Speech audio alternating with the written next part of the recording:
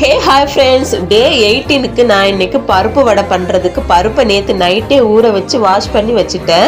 இது கூட நம்ம கொஞ்சம் இன்க்ரீடியன்ஸ் எல்லாம் சேர்க்கணும். அது என்னென்னா, ஒரு பட்டை, கொஞ்சமாக கருவேப்பிலை, காரத்துக்கு தகுந்த மாதிரி காஞ்ச மிளகாய், சோம்பு, பெப்பர், இதெல்லாம் மிக்சியில் போட்டு கொஞ்சம் பல்ஸ் மூடில் அரைச்சிட்டு வந்துடலாம். அதுக்கு பிறகு நம்ம ஊற வச்ச கடலை பருப்பை இது கூட சேர்த்துக்கலாம். சேர்த்துக்கிட்டு நல்லா ஃபைன் பேஸ்ட்டாக அரைக்காமல் கொஞ்சம் கொரப்பாக அரைச்சி எடுத்துக்கலாம். அப்போ தான் நம்ம பருப்பு வடை சாப்பிட்றதுக்கு நல்லா டேஸ்ட்டாக இருக்கும். இந்த மாதிரி நம்ம எடுத்துட்டு வந்துடலாம். இந்த ஸ்ட்ரக்சர்ல நம்ம அரைச்சிட்டு வந்துட்டு இதுல ஒரு பெரிய வெங்காயத்தை சின்ன சின்னதா கட் பண்ணி கொண்டு வந்துடலாம். அப்புறமா கொஞ்சமா கொத்தமல்லி, காரத்துக்கு தகுந்த மாதிரி பச்சை மிளகாவும் இதுல சேர்த்துக்கலாம். அப்புறமா ஒரு டீஸ்பூன் இஞ்சி பூண்டு பேஸ்ட், உப்பு சேர்த்து நல்லா மிக்ஸ் பண்ணிக்கலாம்.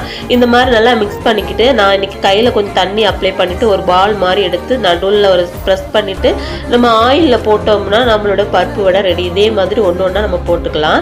இந்த மாதிரி போட்டுக்கிட்டு ஒரு சைடு நம்ம நல்லா ஃப்ரை ஆனதும் அதை நம்ம திருப்பி போட்டு எல்லா வடையுமே இதே மாதிரி நம்ம திருப்பி போட்டுக்கலாம். திருப்பி போட்டு ஆயிலே நம்ம ஃப்ரை இந்த மாதிரி ரொட்டேட் பண்ணி ஃப்ரை பண்ணி எடுத்தோம்னா நம்மளோட பருப்பு வடை ரெடி ஃப்ரெண்ட்ஸ். இது நல்ல கிரன்ச்சியாகவும் டேஸ்டியாகவும் இருக்கும்.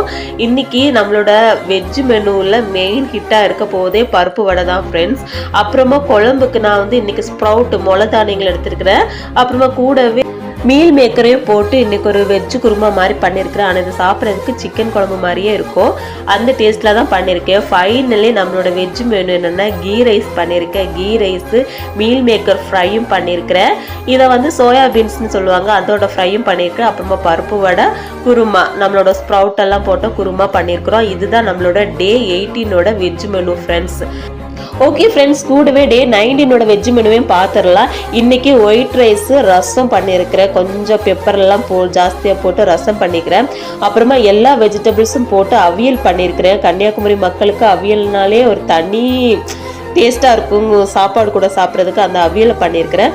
அப்புறமா இது கிழங்கு ஃப்ரை. கிழங்குன்னா மரவள்ளி கிழங்கு, கப்பைன்னு சொல்லுவாங்களே மலையாளத்தில், அந்த மரவள்ளி கிழங்கோட ஃப்ரை தான். இது வெளியே கிரன்ச்சியாகவும் உள்ள சாஃப்டாகவும் இருக்கும். பார்க்கறதுக்கு சிக்கன் பீஸ் மாதிரி இருக்குது, ஆனால் சிக்கன் கிடையாது. இது மரவள்ளி கிழங்கு ஃப்ரை ஃப்ரெண்ட்ஸ். இதுதான் டே 19ஓட வெஜ் மெனு. வீடியோ பிடிச்சிருந்தா லைக் பண்ணி, ஷேர் பண்ணி, சப்ஸ்கிரைப் பண்ணுங்கள். Bye friends.